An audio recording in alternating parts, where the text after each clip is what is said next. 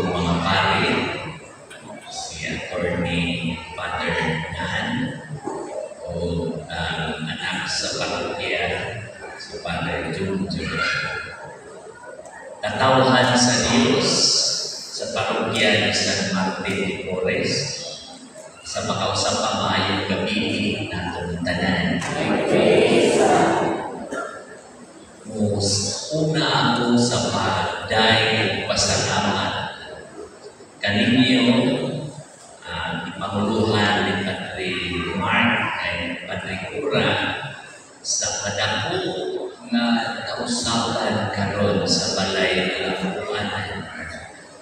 Maanindot na kaay tagaan ito masipang takpak.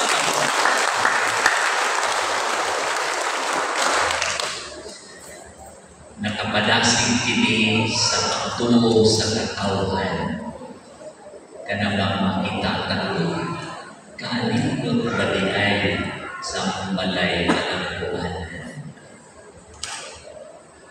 Ano na duha ka klase sa mga mananao ni kalibutan.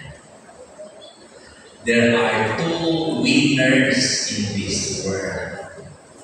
The lucky winners o the blessed winners.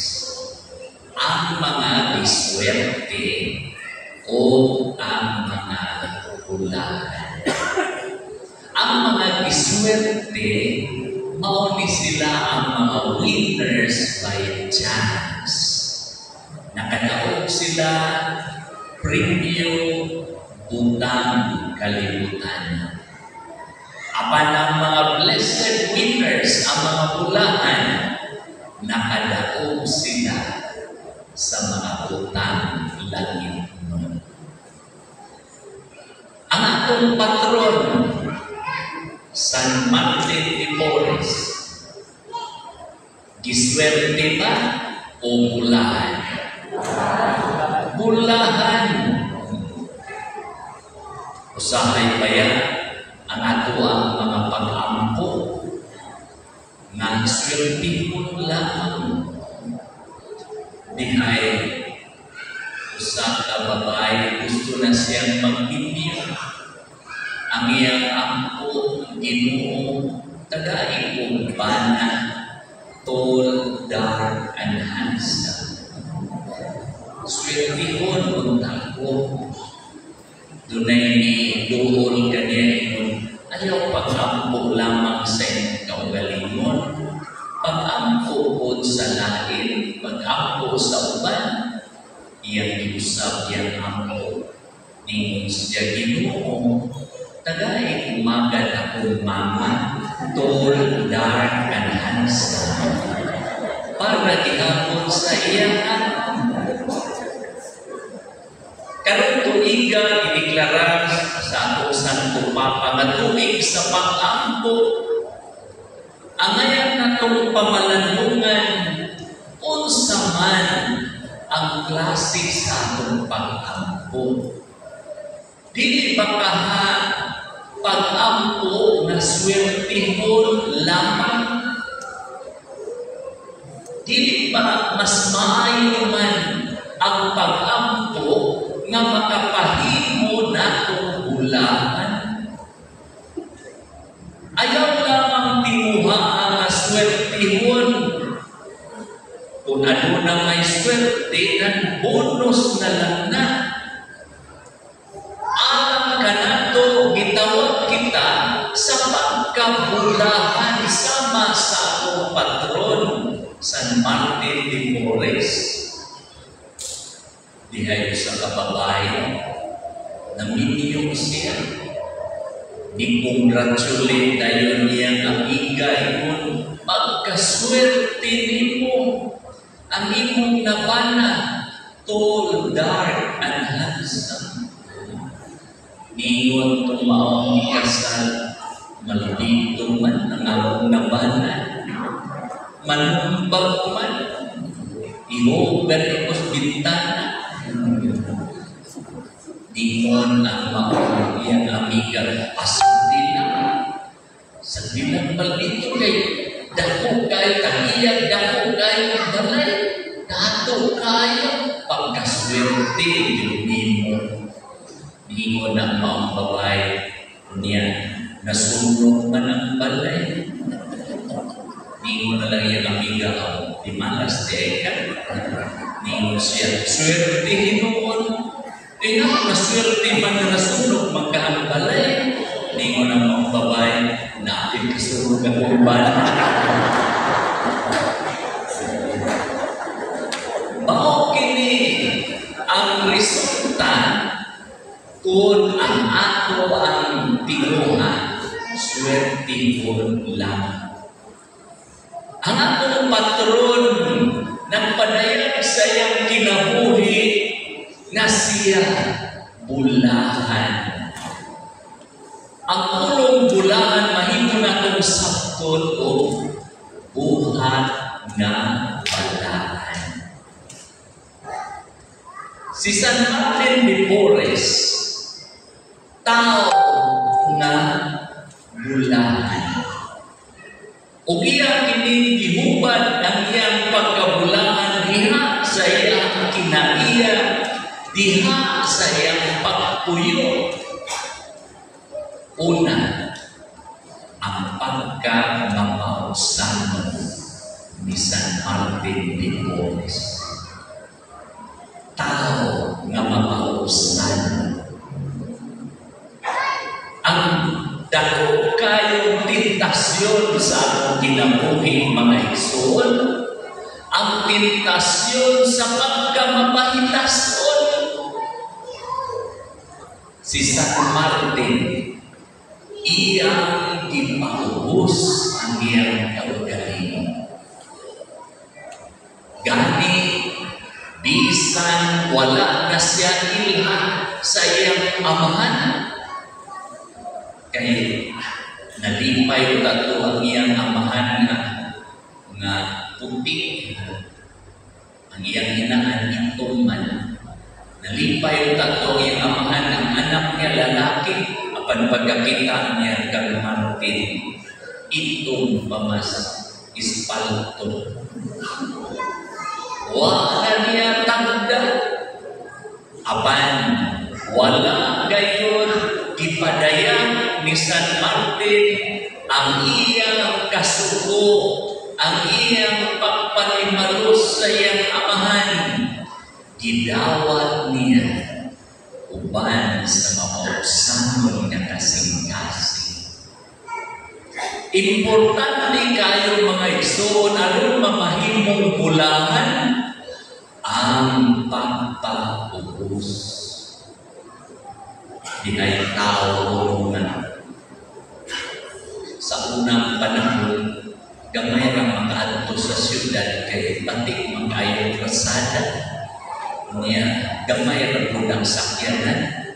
So nakaadto siya sa syudad, pagbalik niya sa ilahang baryo, hambugino na kayo. Yang gingan niyang mga silingan, kamo, huwag mong adtong syudad, may pamatay. Kahibalo mo, nakaatong syudad, nakasakay ko sa mga sakyanan na wala ninyo masakit. Ingutaw niya mga silingan, kung saan na mga sakyanan, ningon siya, nakakita ko o kwarto na mudagan, ikan sa ubos, padulong sa taas, ikan sa taas, padulong sa ubos. Ingon niya mga silingan, sa maniman ng sakyanan. Ningon siya, muna ikitawag o elevator. Nakasakay ko niya na.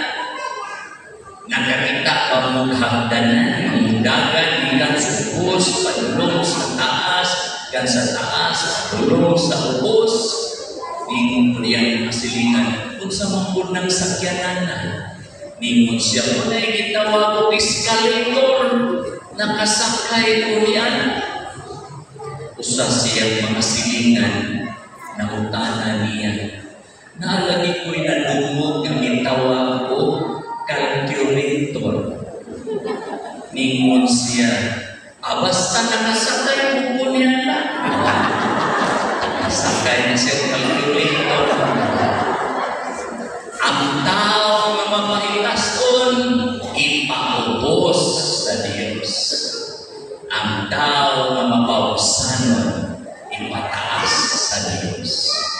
Mao kini ang atong patron, si San Martin de Porres. Tao nga bulahan.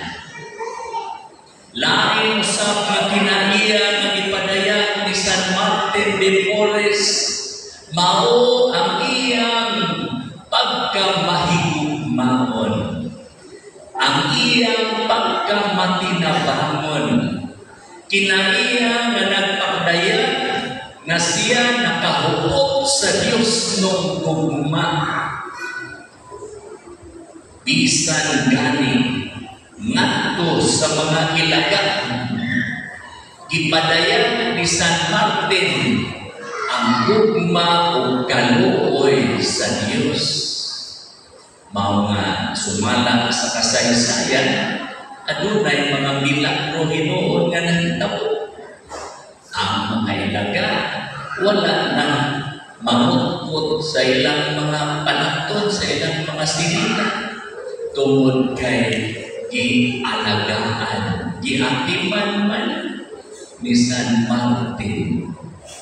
Muna'y giingog sa iling list, give love and you will get love. Kung muhatag ka ng kagugma, makadawat ka o gugma. Aron sama sa atong patron mamahimo sa kita nga bulahan, atong paningkamutan ang pagkamanggihatag.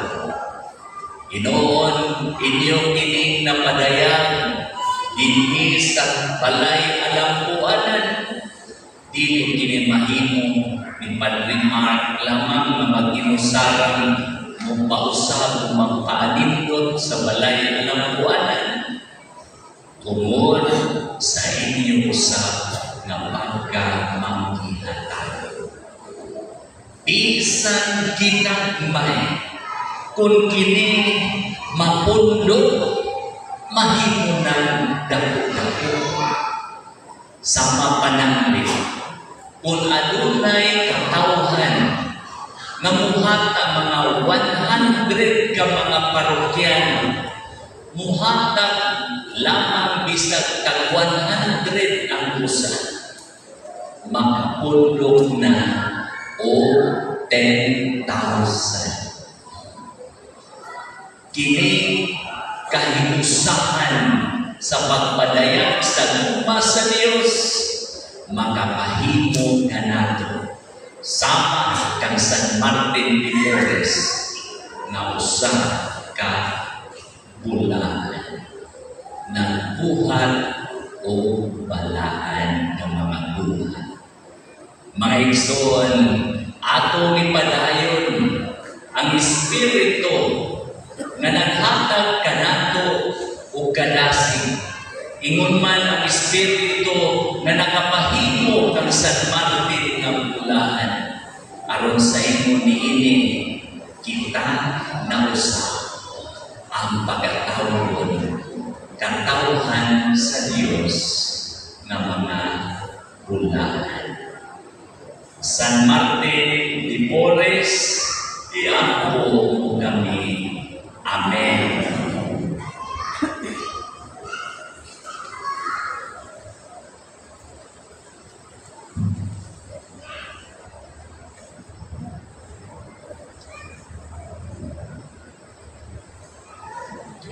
Pag-ampo sa katawhan.